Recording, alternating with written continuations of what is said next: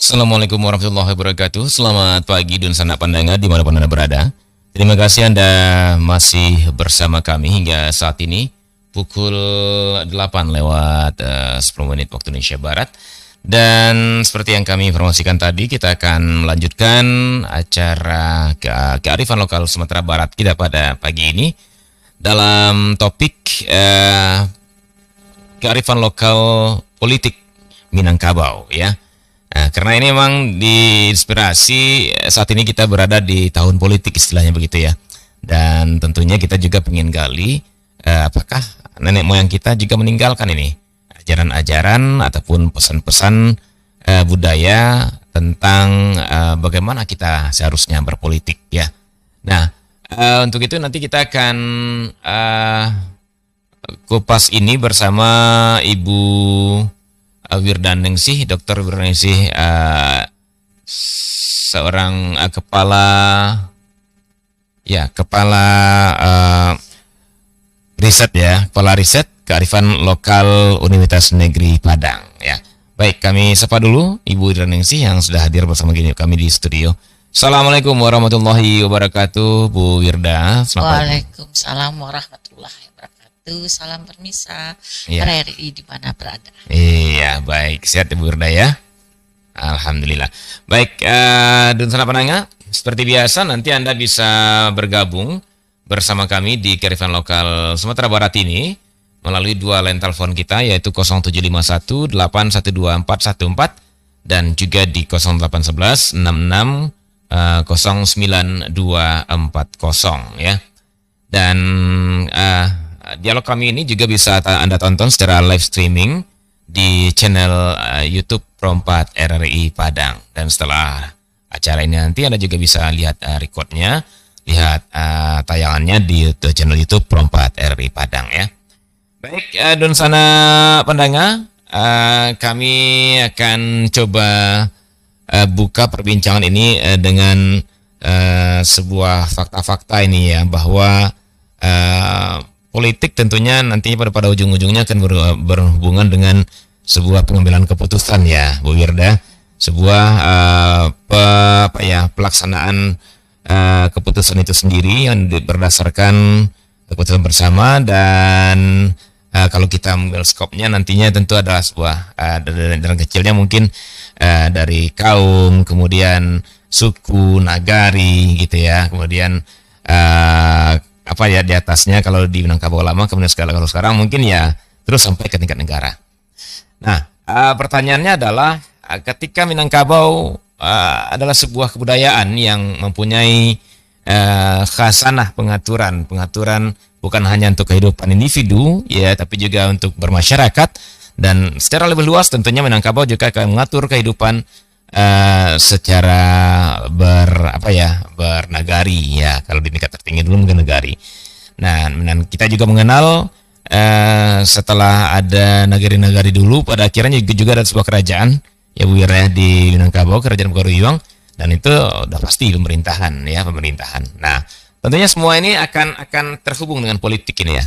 Bagaimana kita mensiasati agar masyarakat ini bisa hidup damai ya, agar masyarakat ini bisa hidup terakomodasi semua kepentingannya gitu ya. Nah, pada akhirnya tentu kita akan bicara politik juga nih. Nah, tapi pagi ini kita tidak akan membawa kepada politik praktis karena itu kan wilayah kita di Pro4 ya. Yeah. Kita akan melihat ranah kita hanya melihat nilai-nilai kearifan lokal apa yang ditinggalkan nenek moyang kita dalam mengatur kehidupan bersama ini, kehidupan bermasyarakat ini, yang saya bilang tadi pasti akan membutuhkan politik-politik tertentu begitu ya. Nah, baik, untuk itu kita langsung saja ke Bu Wirda barangkali. Bu Wirda, seperti apa kira-kira Minangkabau dalam berpolitik ini sesuai dengan ajaran nenek moyang Minangkabau sendiri, Bu Wirda? Silakan. Ya, terima kasih Pak Adit. Jadi sebenarnya kan kalau kita bicara kearifan lokal, kebudayaan itu kan semua unsur-unsur kehidupan. Ada unsur kehidupan dalam pertanian, ada unsur kehidupan dalam kehidupan rumah tangga, ada kehidupan dalam kehidupan interaksi sosial dalam berbagai hal, termasuk interaksi sosial atau nilai-nilai yang terkait dengan bagaimana sebuah keputusan diambil di dalam nagari gitu. Jadi lebih kita bicara bahwa kearifan lokal itu banyak kearifan lokal. Salah satunya ada kearifan lokal politik termasuk yang ada di Minangkabau. Jadi kita kalau politik itu lebih adalah sebuah menjalankan kekuasaan. Nah, kekuasaan itu ada sebuah kebijakan, dan bagaimana sebuah kebijakan itu di awal direncanakan, dijalankan dan dilakukan di dalam sebuah nilai-nilai dalam suku bangsa gitu. Nah, jadi kita akan melihat apa sih nilai-nilai di dalam proses pengambilan keputusan dalam suatu kebudayaan Minangkabau, dan dilihat dari beberapa hal itu adalah sebuah kearifan lokal yang artinya ada nilai-nilai yang bijaksana di dalam sebenarnya dalam proses pengambilan keputusan yang ada dalam kehidupan bernagari, berkeluarga, dan interaksi sosial yang ada di dalam masyarakat, dalam ini melihat suku bangsa Minangkabau. Nah, kalau kita lihat sebenarnya kan kearifan lokal politik ini di beberapa daerah lain pun juga punya. Misalnya kalau kita kenal, kalau di Maluku itu Pelagandong gitu. Pelagandong bagaimana kita berbeda melakukan kesepakatan ketika ada sesuatu yang perlu diambil keputusan sehingganya yang satu senang, yang lain pun juga senang gitu. Yang kemudian ada tradisi pasola di di NTB yang artinya bagaimana sebuah keputusan itu akhirnya tidak sudah berdebat akhirnya menimbulkan sebuah tidak dendam dan tidak sakit hati, tapi akhirnya menghasilkan sesuatu yang baik. Kemudian ada di Aceh juga ada tepung apa istilahnya, tepung tawar gitu. Kemudian ada lagi ain yang di daerah-daerah lain yang sebenarnya banyak juga. Nah, terkait dengan itu di Minangkabau juga punya hal seperti itu. Kita mulai dari kata kato mufakat nan baku wasu gitu. Jadi kalau di Minangkabau adalah bahwa yang paling berkuasa itu adalah mufakat gitu, bukan keinginan individu, bukan keinginan beberapa orang, tapi adalah dari hasil mufakat yang kita lakukan dari beberapa pilar yang ada kekuatan-kekuatan dalam Minangkabau, misalnya Tigo Tungku Sajarangan, masuk Bundokan Duang, dan para hulu balang atau ninja pemuda gitu. Nah, biasanya kan setiap keputusan yang ada di Minangkabau itu harus dimulai dengan ada nenek mamanya, ada cidik pandainya, ada alim ulamanya, ada Bundokan Duangnya, ada hulu balangnya. Jadi kemudian yang semuanya bermufakat untuk mengambil keputusan. Jadi kata mufakat itulah yang sangat berkuasa. Maka sistem politik Minangkabau itu adalah lebih mengutamakan musyawarah mufakat. Kalau dilanjutkan lagi menjadi sistem nilai mereka adalah bule ayi dek pembuluh, bule kartu dek mufakat. Jadi itu yang menjadi kekuatan besar di dalam pelaksanaan politik di dalam masyarakat Minangkabau. Nah, banyak hal lain misalnya nilai-nilai yang nanti kita sampaikan satu persatu, bagaimana nilai-nilai yang ada di dalam masyarakat Minangkabau itu memiliki sebuah kearifan dalam proses pengambilan keputusan dan proses-proses ketika kita berbeda pendapat, dalam proses-proses kita untuk mencapai sesuatu tapi berbeda media untuk mencapai tujuan itu sendiri gitu. Nah, kita juga akan mengenal bahwa orang Minangkabau itu kan punya prinsip alam tak kambang jadi guru, melihat dari sesuatu itu melihat bagaimana filosofi alam di dalam sebuah keputusan. Misalnya bisilang kayu mako api kahudri, artinya kita tuh memang beda, calonnya kita tuh beda-beda, tapi akhirnya dengan kesemangatan media yang berbeda, tempat yang berbeda, pendapat yang berbeda, tapi menguatkan api semangat untuk mencapai tujuan. Api itu menjadi besar, masakan jadi masak, dan kita tercapai tujuan kita. Nah, maka di orang Minangkabau itu berbeda-beda pendapat, berbeda pilihan, berbeda itu biasa, tapi kemudian kita bermusyawarah, bermufakat, dan setelah itu mufakat itu kita dapatkan ada sebuah kunci, menghormati apa yang telah kita ambil keputusan itu sendiri. Nah, itu banyak yang harus dilakukan. Kemudian yang sangat kunci lagi adalah kalaupun ada orang yang menjadi pimpinan, itu mungkin tidak sebuah otoriter yang terbangun, tapi adalah sebuah dimajukan selangkah gitu, dimajukan sarantiang. Dia hanya tidak menjadi dominan sebuah pimpinan, tapi adalah pemimpinan yang dimajukan dengan selangkah. Yang berkuasa itu adalah mufakatnya, itu keputusan bersama, itulah yang jadi rajanya dalam sistem politik Minangkabau gitu. Kemudian kalau kedudukan kita pun di dalam persoalan itu nggak ada yang raja di raja atau menganggap bahwa seorang itu lebih tinggi, tapi tetap ada prinsipnya duduk sama tinggi gitu. Duduk tagak sama tinggi, duduk sama rendah, itu satu hal yang menjadi prinsip. Jadi kedudukan masing-masing dari orang-orang yang mengambil keputusan itu adalah kedudukan yang sangat egaliter dan kedudukan yang saling menghargai satu sama lain, yang tidak ada yang terlalu tinggi di dalam kehidupan itu sendiri. Kemudian ada sikap-sikap juga ketika kita di dalam perbedaan yang paling sangat prinsip betul itu adalah bahasa kusik-kusik bulu ayam gitu. Kusik-kusik bulu ayam itu kan prinsip bahwa adapun kita bertengkar, adapun kita berbeda pendapat, adapun kita memang saling agak-agak berbeda dan bertengkar akhirnya, tapi kita merasakan itu adalah dunsana. Kalau dikaitkan dengan kalau dikaitkan sebentar kita ke pemilu, namanya pemilu badunsana gitu. Bagaimana kita tuh menganggap kita berbeda, kalaupun kita berbeda tidak memutus tali silaturahmi kita atau memutus hubungan baik kita, memutus hal-hal yang menjadi kekuatan kita adalah saudara satu sama lainnya. Jadi sangat banyak yang sebenarnya nilai-nilai yang terkandung dalam masyarakat Minangkabau dalam kaitan politik, termasuk ketika kita sudah mengambil keputusan, kita sudah mengambilkan mufakat, lalu hasil mufakat itu dihormati. Maka ada kata di Minangkabau itu bidua lalu kiambang batawi. Kalau sudah kita merasa itu sudah kita, misalnya dalam kegiatan kita pemilihan, orang itu sudah terpilih, ya udah kita jadikanlah dia sebuah keputusan yang telah kita ambil dan kita hormati, dan kita sama-sama kembali bersatu untuk mencapai tujuan kita dalam kehidupan bernagari atau bernegara atau berbangsa dan bernegara gitu. Nah, semuanya itu kalau dapat itu menjadi filosofi yang harus hidup terus di masyarakat Minangkabau, yang artinya itu sebuah kearifan bahwa sangat orang Minangkabau dalam sistem politiknya adalah sebuah yang egaliter, terbuka dan menghargai keberbedaan, dan tapi keberbedaan itu menjadi suatu kekuatan di dalam mencapai tujuan bersama.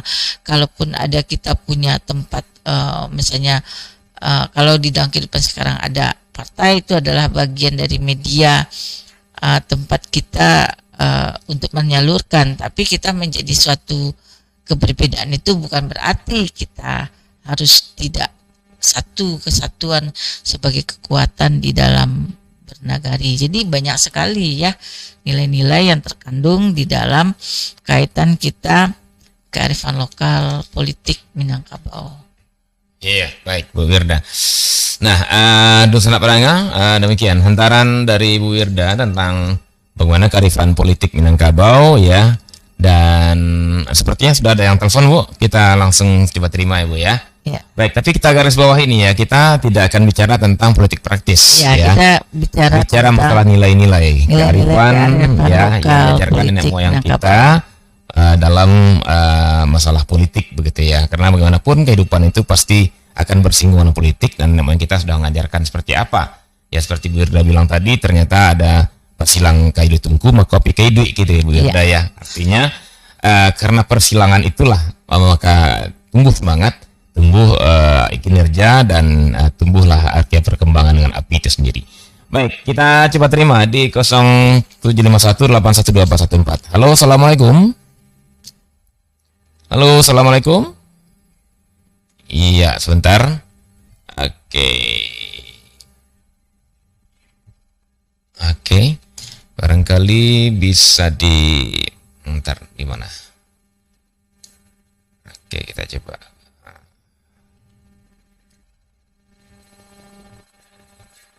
Iya. Halo, assalamualaikum. Halo, assalamualaikum. Ya, Waalaikumsalam. Dengan siapa Pak? Di mana Pak? dengan Mak Labai. Mak Labai di mana? Sedang di masjid, Di masjid. di Katib. Oh, di Katib. Silakan Mak Labai, ada yang mau ditanyakan ke Bu Wirda? Tapi Bu Wirda ya, jadi menarik ya. Itu kan yang disampaikan Bu Wirda itu kan kalau di Minangkabau kan politik Minangkabau itu kan terbagi dua kan, yang pertama Koto Piliang, yang kedua kan Budi Caniago. Yang dipaparkan Wirda itu kan Budi Caniago itu. Iya. Yang termasuk dari ini kan. Kalau Koto Piliang kan nanti tiap dari akhir. Iya. Ya itu. Kamanakan merajukan mama merajukan ke pengulu merajukan memakai merajukan mana beri sendirinya teman. Iya. Jadi bagaimana perkawinan antara Budi Caniago dan Koto Piliang ini dalam teorinya itu Bulda pada tataran politik kita, kalau kita terapkan kedua-duanya, bisa tak kedua-duanya diterapkan itu? Iya. Baik, terima kasih. Assalamualaikum.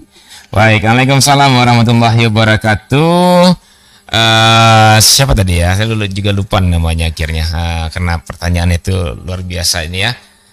Pertanyaan mendasar sekali.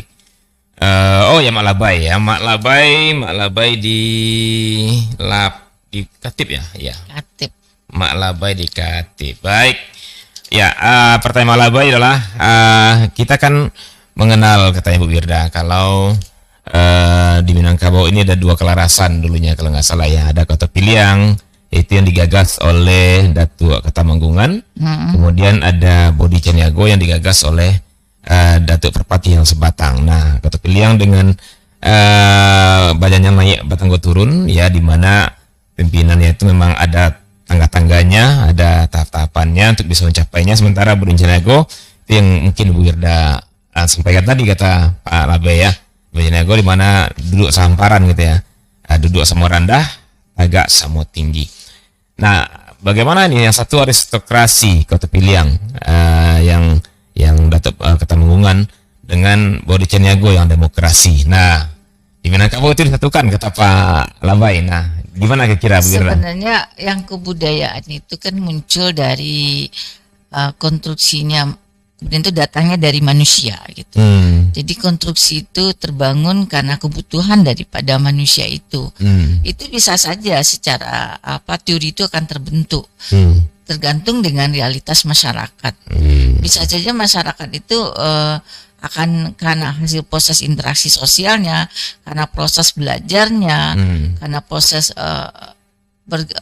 pengalaman-pengalaman hidupnya, timbul sebuah adaptasi sosial budaya juga. Akhirnya dia akan menjadi orang yang menganut dua dimensi ini gitu. Dua dimensi sebagai Budi Caniago dan Koto Piliang. Satu sisi dia akan menjadi seseorang yang bagaimana dalam keseharian dia itu adalah dia proses pengambilan keputusannya lebih egaliter, tapi pada saat tertentu dia akan menjadi ada tertentu yang dia mengambil keputusan secara otoriter gitu. Nah, tergantung nanti itu akan terjadi pada masyarakat yang sudah heterogen.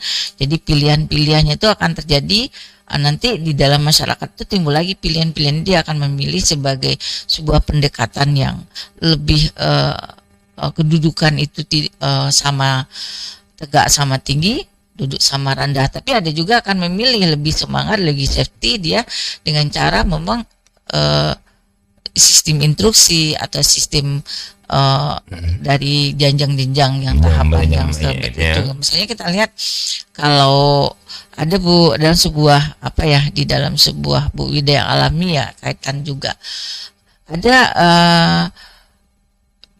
mungkin nggak apa-apa ya dikaitkan sedikit ya karena menanyakan teori gitu.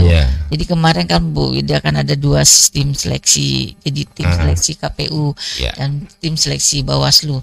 Nah, salah satu di tim seleksi KPU penunjukan ketua itu ditunjuk langsung KPU pusat gitu. Ditunjuk KPU pusat. Nah, ditunjuk siapa yang ketua, siapa yang sekretaris, siapa yang anggota, dan itu tidak menimbulkan, tidak ada pertarungan untuk mendapatkan siapa yang jadi ketua langsung saja, maka bagus-bagus aja itu terjadi. Tapi satu sisi ketika sudah menjadi tim seleksi Bawaslu, Bu Ir muncul lagi gitu, yang ketua itu tidak ditentukan oleh KPU, oleh Bawaslu pusat, tapi ditentukan oleh tim seleksi itu untuk memilih siapa yang jadi ketua gitu. Sistem demokrasi pun dimainkan di situ gitu. Silakan memilih bagaimana keputusan itu terjadi dan terpilih ketua gitu. Jadi kalau zaman sekarang ada pilihan-pilihan, kita memilih tidak memilihnya itu ada sebuah kebutuhan dan prinsip-prinsip orang yang dibesarkan dalam kondisi bagaimana. Jadi bisa saja itu terjadi di dalam kehidupan masyarakat. Jadi ada proses adaptasinya, ada proses belajarnya, ada proses interaksi sosialnya, ada kebutuhan dari sistem kondisi masyarakat yang ada. Itu akhirnya orang akan melihat ada saat tertentu kita lebih pendekatan yang dianut oleh Budi Ciniago, tapi pada saat tertentu kita memakai sistem yang dipakai oleh orang, sistem pilih yang itu sendiri gitu. Itu akan terjadi perubahan. Yang namanya kebudayaan itu dinamis gitu.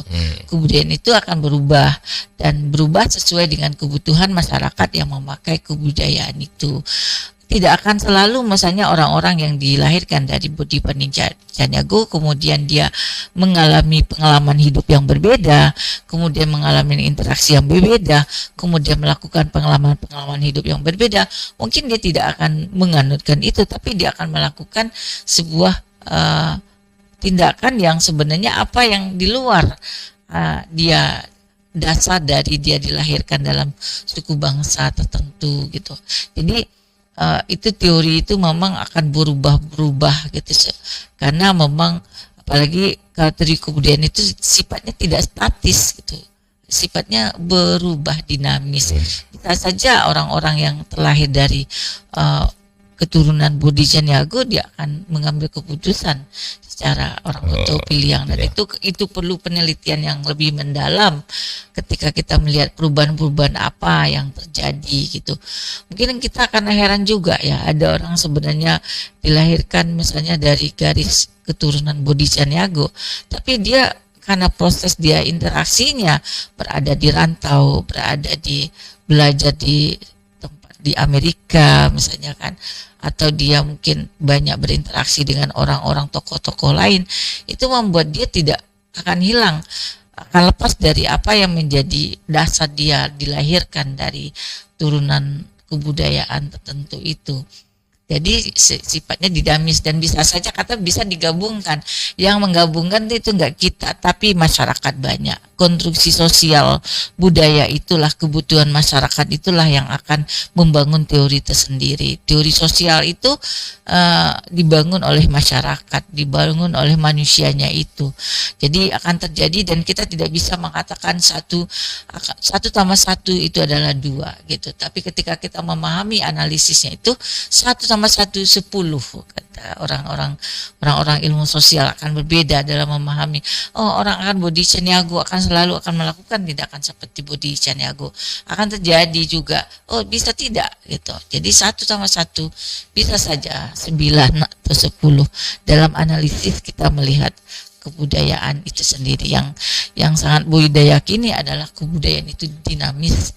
Dia akan melakukan perubahan-perubahan sesuai dengan kebutuhan dari manusia yang akan memakai kebudayaan itu. Nah, makanya kadang-kadang perdebatan ketika itu ada orang yang lebih tua dengan yang muda-mudanya ingin terjadi perubahan, sedangkan yang tua tetap dengan struktur yang apa yang dikatakan nenek moyang kita. Tapi sebenarnya zaman pun tidak membutuhkan itu lagi gitu.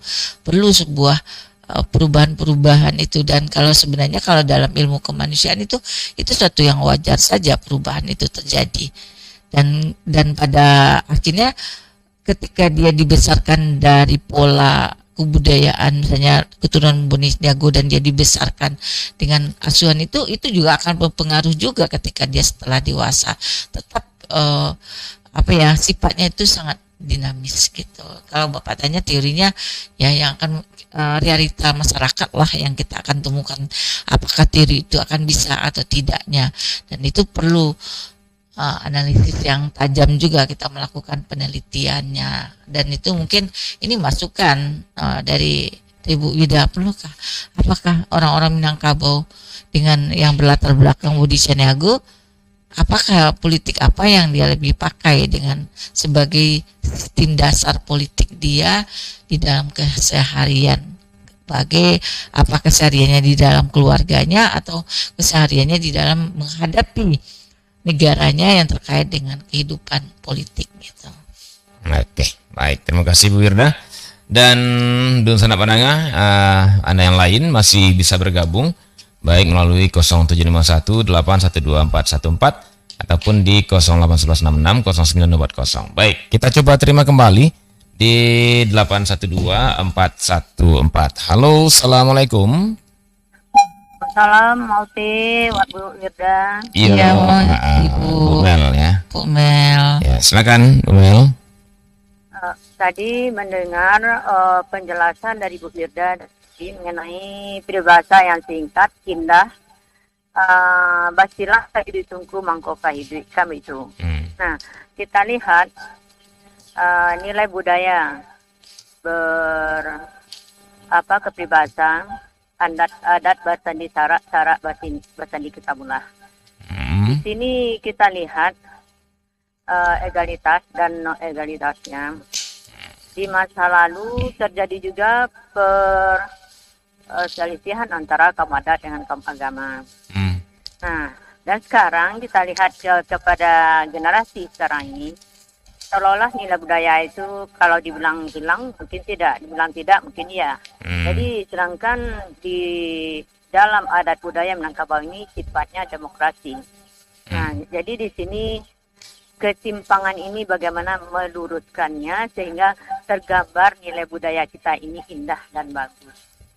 Sekian dan terima kasih. Ketimpangan yang mana Bu Mel, mungkin bisa kita perjelas Bu Mel? Ketimpangan yang mana Bu? Misalnya ada klub-klub yang bertentangan dengan nilai budaya, nilai adat, gitu. Ada yang tidak, ada yang bisa menerima saja, ada yang terjadi ini maaf saja Bu Wirda Mauti. Kadang-kadang sampai seluruh anak Minang berdoa Kabau ini kan bahasa ini kadang-kadang kan lumrah diucapkan sehingga tidak nampak nilai demikian lagi. Benar-benar adat budaya Minangkabau itu bagus dan indah kembali seperti masa lalu. Sekian dan terima kasih Menatu Bu Wirda. Salah dan janggal saya mohon maaf lahir dan batin. Assalamualaikum warahmatullahi wabarakatuh. Waalaikumsalam warahmatullahi wabarakatuh. Bu Mel di Blimbing ya. Ini persoalan ketika ditemukan ada yang berbeda, mungkin gitu istilahnya ya, berbeda dengan ada konsep-konsep budaya sebelumnya. Ketika saya coba hubungkan dengan statement Bu Wirda tadi, kan sesungguhnya memang perbedaan itu wajar, gitu ya. Tapi kalau coba saya titik temunya, sepertinya ada yang bisa berubah dan ada yang harus tetap gitu loh Bu ya, karena itu identitas. Nah, bukan pertanyaan ke identitas nih sepertinya. Artinya bagaimana kita mengatasi ini ketimpangan ketika generasi kita hari ini sudah kehilangan identitasnya sebagai orang Minang. Iya. Iya, saya tinggal maaf seperti bilang tadi, orang Minang ada. Nah, ini kan udah fatal gitu ya. Kenapa? Ketika semuanya berubah gitu loh. Semuanya ditinggalkan. Nah, padahal memang Wirda bilang budaya itu tidak ada yang konstan, dia justru berubah. Tapi apakah seluruhnya bisa berubah? Nah, ini pertanyaan Bu Wirda, Bu. Sebenarnya yang nilai-nilai filosofinya, nilai-nilai dasarnya itu kecenderungan itu bertahan, tapi nanti yang akan berubah itu artefaknya, cara mengimplementasikannya di dalam kehidupan sehari-hari. Nah, sebenarnya implementasinya itu kan misalnya basilang kayu, mako api kayu, kita berbeda-beda, tapi adalah sebuah kekuatan kita untuk mencapai tujuan. Kita menghormati keberbedaan, kita menghormati suatu pendapat orang yang berbeda, sehingga kita tidak mesti ketika kita berbeda lalu kita merasa tidak berdunsana banyak hal gitu. Nah nilai-nilai itu sebenarnya kan kalau kita bahasakan nilai-nilai kearifan dalam masyarakat Minangkabau yang sebenarnya perlu dilestarikan gitu. Mungkin itu pertanyaan Ibu. Lalu kenapa anak-anak muda kadang-kadang tidak mau mencoba mengimplementasikan, mencoba itu kan menjadi nilai dasar mereka dalam kehidupan sehari-hari dan identitas, dan makanya satu usaha sudah dilakukan mulai dari misalnya sekarang bagaimana kita hari ini sudah mulai menghidupkan kembali kalau di setiap sekolah dasar sampai sekolah menengah sampai sekolah atas itu menghidupkan kembali mata pelajaran budaya alam Minangkabau gitu. Salah satu poin dari budaya alam Minangkabau itu adalah materinya adalah terkait dengan sistem politik yang ada di dalam masyarakat Minangkabau. Nah,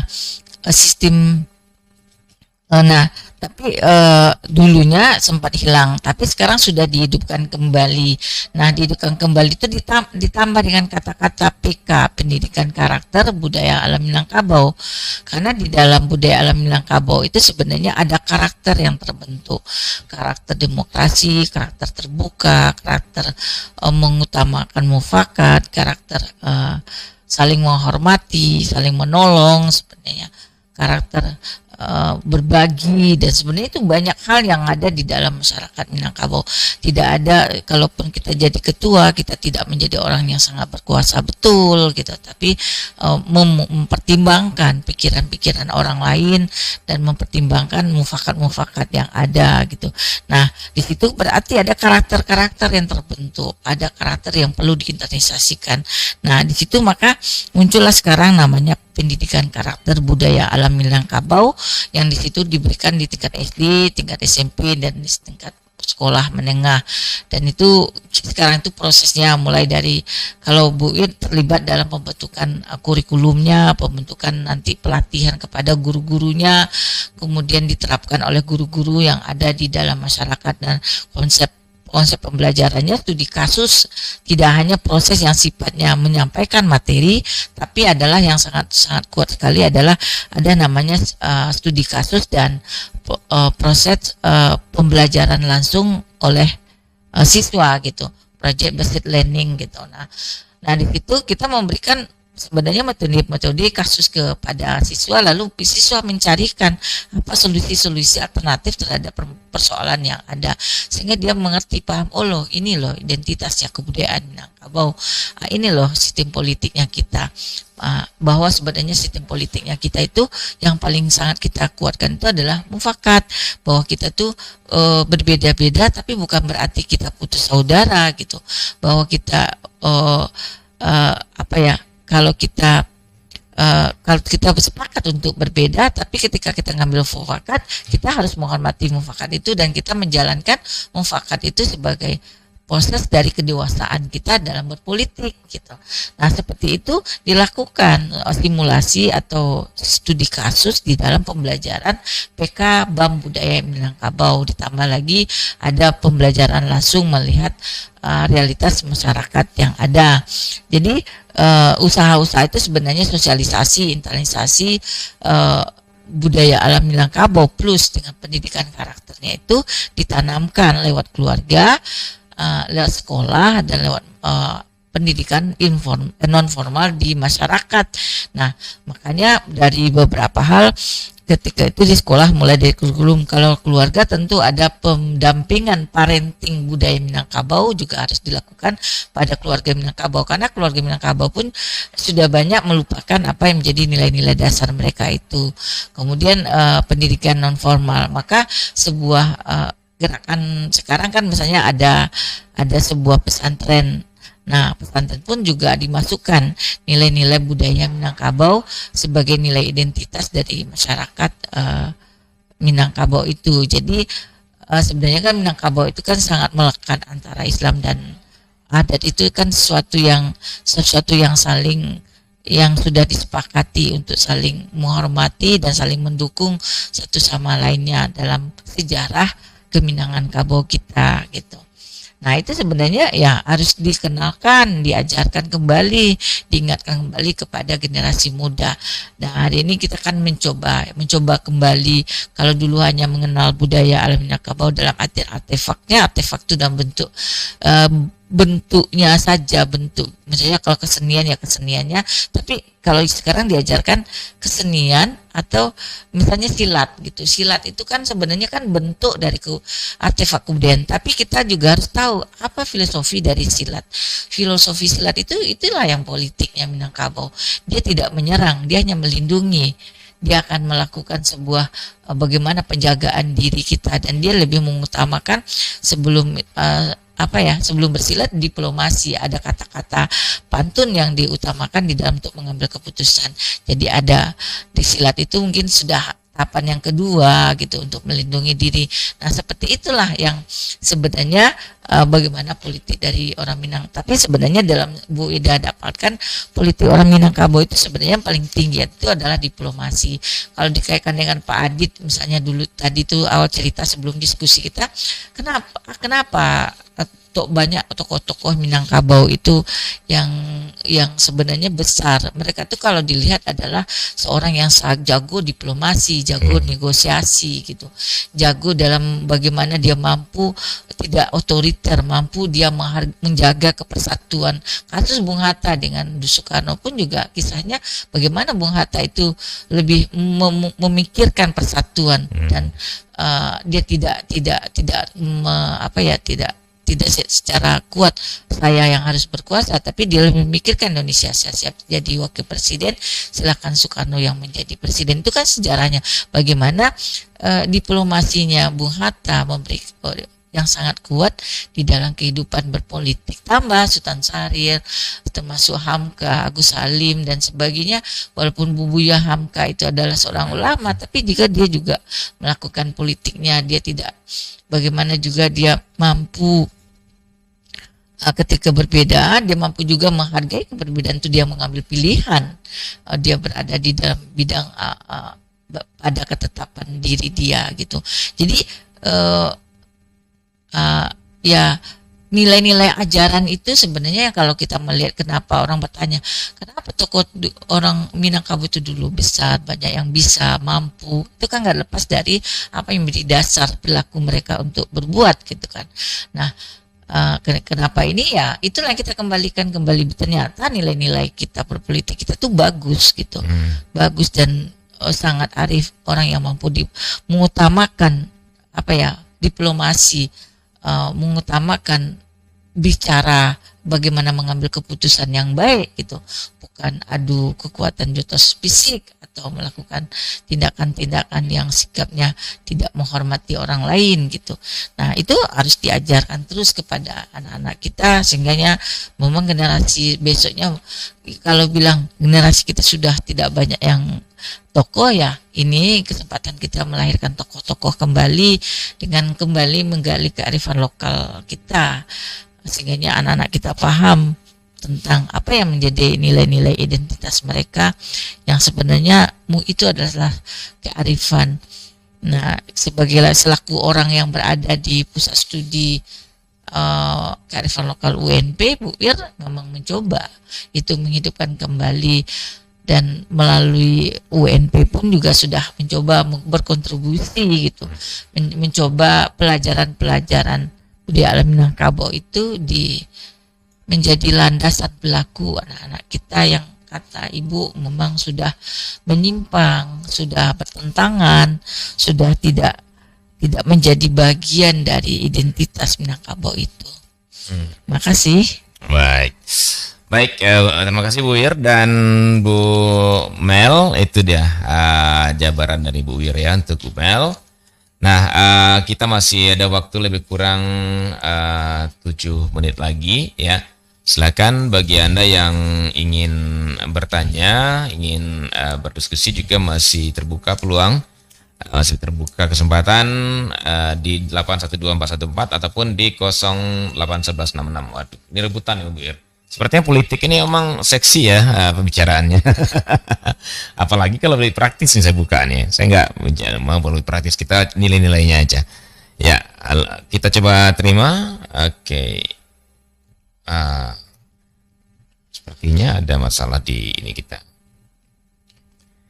Baik, coba Anda sebaiknya dialihkan deh. Dialihkan ke 0811 66 09240 ya. Sepertinya lagi ada persoalan teknis juga nih di perangkat ya. Silakan di 081166 09240. Baik. Ya, kembali kami sarankan nggak bisa kita terima nih 8414 nggak bisa kita terima sekarang ya karena ada berarti nggak ada radio nih ya. Baik. Kita alihkan ke 081166 09240 saja ya. Yang kita pakai sekarang. Baik Bu Wir, bicara politik ini Bu Wir, saya melihat kok ada 3 nih ya. Ada aspirasi, ada saluran, dan ada pelaksanaan gitu ya. Nah, barangkali kita akan coba lihat bagaimana nih persoalan aspirasi. Nah, di Minangkabau ini. Aspirasi itu kan beragam ya Bu Wir ya, beragam. Nah, kemudian aspirasi itu ditampung lewat sebuah saluran. Seperti apa saluran di budaya Minangkabau itu menampung aspirasi warganya, masyarakatnya, kemudian disalurkan kemana, dan pada akhirnya itulah pelaksanaan dari sebuah timbul kebijakan pasti ya dari keputusan dan akhirnya pelaksanaan. Nah mungkin bisa digambarkan Bu Wir seperti apa di Minangkabau kelembagaan seperti itu Bu Wir? Sebenarnya kan kalau dalam politik Minangkabau itu kan dimulai dari rumah gadang. Kan kaum itu kan punya nenek mama. Punya nenek mama lalu diputuskan di dalam keluarga, nanti termasuk Gundokan doang, nanti dia keluar dan tempatnya itu di Medan Bapaneh gitu kan. Bapaneh itu dia risetkan beberapa keputusan. Setelah keputusan itu didapat, kembali lagi ke rumah gadang dan itu bisa diterima atau tidaknya oleh orang pihak rumah gadang. Jadi di situ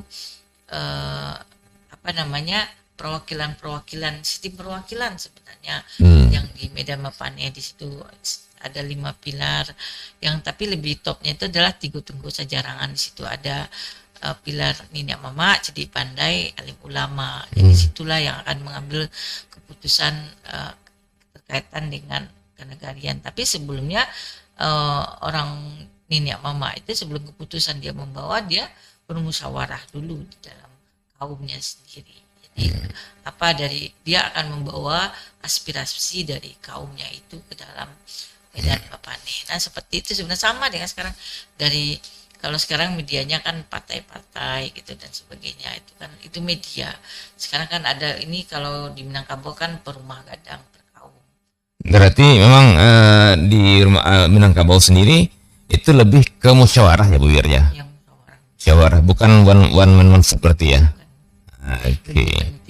Nah ini sepertinya memang perubahan yang terjadi hari ini ya, di mana sistem pemilihan kita itu one man one vote gitu ya. Itu juga mungkin seperti yang Bu Wir bilang tadi ya, mau tidak mau orang Minangkabau beradaptasi dengan sebuah perubahan gitu ya. Ketika keputusan di budayanya lebih cenderung musyawarah, tapi pada akhirnya ketika kita bernegara bahwa itu adalah pemilihan langsung one man one vote ya, kita juga menerimanya sebagai sebuah keputusan bersama gitu ya Bu Wir ya. Umumnya kan berangkat dari perwakilan juga kan, ada perorangan, ada komunitas. Misalnya kan orang yang menjadi anggota DPR itu kan dia kan berhadapan dari beberapa konstituen yang kalau kita kan konstituennya langsung ini rumah gadang, kalau ini konstituennya beberapa komunitas, orang per orang dan sebagainya, dan itu akhirnya dia masuk menjadi perwakilan di DPR. Perwakilan juga. Nanti di sana ke permusyawarah ya Bu ya. Kan DPR pun keputusan di DPR pun juga tidak selalu voting. Ada juga kesepakatan yang mereka ambil, dan kedudukan pimpinan itu juga kepimpinan. Tapi persoalannya yang bedanya mungkin itu ya Bu Ira. Sekarang kan dari tingkat terendah itu udah voting. Ya, istilahnya pemilihan langsung itu kan voting artinya ya Bu ya. Udah ada one man vote. Udah kayak Minang kan utama. Nah, musyawarah. Itu mungkin ini voting dulu. Nah, baru musyawarahnya. Jadi sepertinya memang itulah yang Bu Ir gambarkan tadi barangkali Bu Ira, bahwa pada akhirnya budaya itu bakal ada rotasi ya, ada sebuah konsep budaya harus beradaptasi dengan perubahan yang terjadi, Bu Wir ya. Tapi betul. nilai-nilainya harus terjaga barangkali, Bu Wir. Iya, nilai-nilai dasarnya berkearifan, prinsip-prinsip hidupnya. Iya. Misalnya saya prinsip hidup kita mampu, kita berbeda, misalnya kita berbeda dukungan, berbeda keinginan, tapi ketika kita sudah hargai perbedaan kita itu, kita memilih apa, tapi ketika kita sudah sepakat mendapatkan kesepakatan, misalnya memilih calon gitu, sudah terpilih dia, nah kita sama-sama memikirkan, menginginkan yang terpilih itu milih bersama, yang terpilih pun juga harus berpikir bahwa semuanya kaum dia, semua. Jadi aspirasi semua orang dianggap tidak berkotak-kotak lagi. Nah, orang Minang kan sifatnya tidak berkotak-kotak, itu artinya ya awalnya bolehlah berbeda-beda, tapi nanti nyatu menjadi api besar yang membangun bangsa gitu. Jadi persilangan kayu itu pada akhirnya kayunya hilang jadi api gitu wirnya. Menjadi api besar untuk membangun. Barangkali itu semacam ini ya, semacam kearifan lokal nilai-nilai prinsip. Nilai prinsip ya. Karena kita di dalam kehidupan sehari itu harus ada dasar nilai, nggak mungkin kita hidup itu tanpa dasar nilai apa yang mau kita pegang itu. Nah, salah satu nilai yang kita pegang ya nilai-nilai apa yang menjadi identitas dari sebuah suku bangsa kita, atau nilai-nilai kayak agama kita juga, nilai-nilai kehidupan berbangsa dan bernegara kita, banyak hal lah nilai-nilainya gitu. Baik. Nah, jadi emang sepertinya kalau begitu memang Minangkabau itu pada awalnya adalah sebuah kebebasan berpendapat, berdemokrasi, beraspirasi gitu Wir ya. Kemudian disalurkan melalui tahapan-tahapan penyalurannya Wir ya, dan terakhirnya musyawarah itu yang disepakati begitu ya Wir ya. Ya, bisa seperti itu kita asumsikan. Baik. Dengan dua kelarasan tadi juga ya, ada yang Kotopiliang, ada Bodiceniago ya Wir. Baik Wir, barangkali sampai di sini dulu perbincangan kita, menarik sebenarnya ya, masalah-masalah politik seperti yang bilang. Kalau saya ini masih ada yang masuk, tapi waktu kita sudah sangat terbatas gitu ya, sudah sampai penghujung. Mohon maaf yang ada di telepon. Memang ketika bicara politik ini bisa akan pernah habisnya, saya yakin ini. Apalagi kalau di sebelah barangkali ini panas ini. Hangat maksudnya, hangat perbincang seperti ini ya.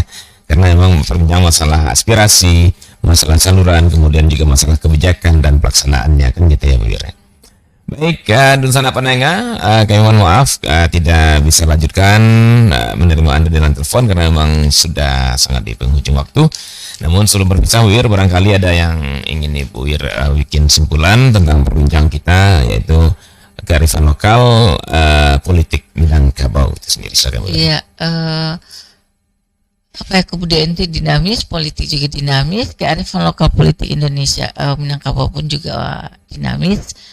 Jadi kemudian nilai-nilai bagus yang ada pada masyarakat Minangkabau yang terkait dengan politik perlu dilestarikan dan perlu dikenalkan dan disosialisasikan, bisa lewat pihak keluarga, pihak sekolah maupun masyarakat. Nah, sekolah pun juga sudah ada langkah-langkah melalui pendidikan karakter budaya alam Minangkabau yang salah satu poinnya adalah bagaimana politik dari masyarakat Minangkabau, dan itu mulai langkah-langkah, dan harapan kita guru-guru di sekolah pun bersiap-siap lah untuk menjadikan nilai-nilai kebaikan dari kehidupan masyarakat Minangkabau diajarkan kembali, diimplementasikan kembali ke generasi muda, karena itu adalah sebuah identitas yang baik yang perlu kita kembangkan di dalam masyarakat.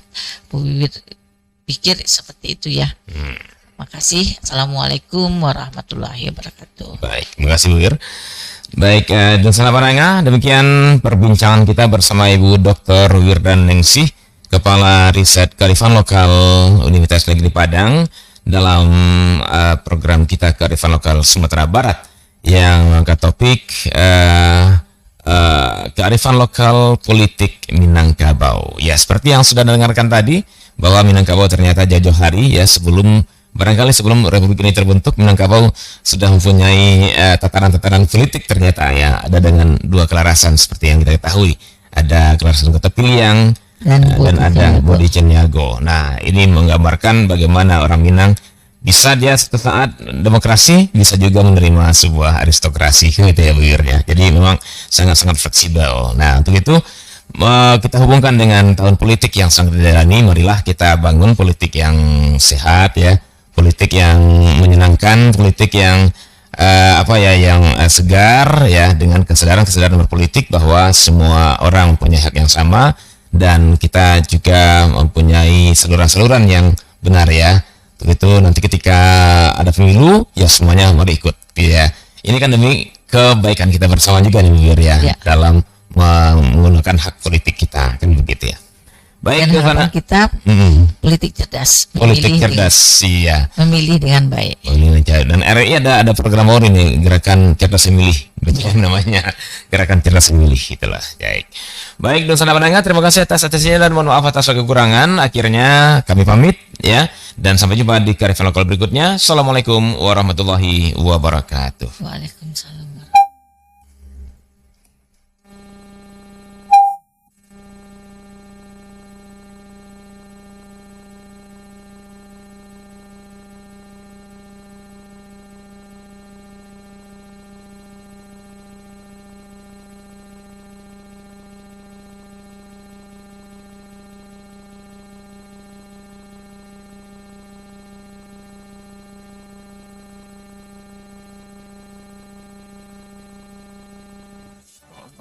RRI Padang, suara budaya Sumatera Barat.